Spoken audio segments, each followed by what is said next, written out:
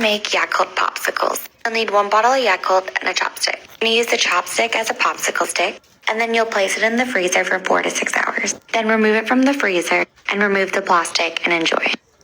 So guys, ito yung popsicle namin. Kaya kasi, joke lang, straw to guys. Kaya kasi wala dito yung popsicle. Basta, yung basta wala dito kaya ito lang. Saan kaya itong gintapon ni, dito ko ginbutas ko na guys, tapos ko na ba sa yarn. Wait lang guys.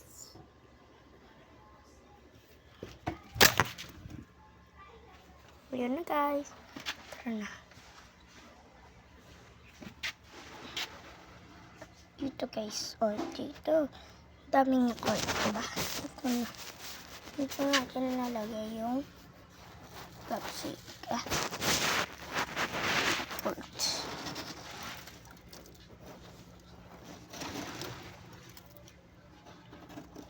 Kakuha ko daw.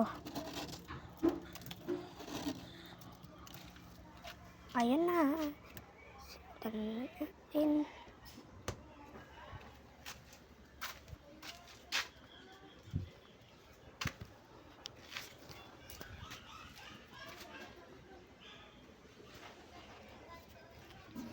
Diba?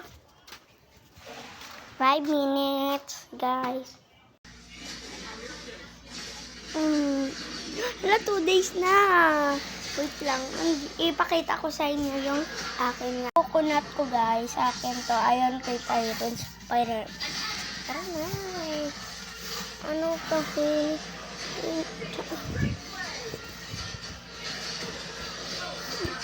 Kay mama sa kwarto, guys. Dito ako nagtulog kasi, guys, hindi ko dun sa kwarto ko. Ay, dalon pala. Dalon pala.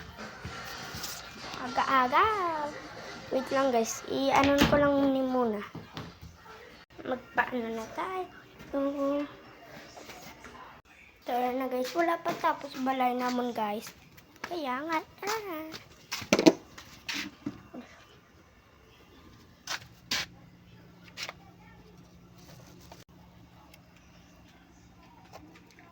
Wala pa.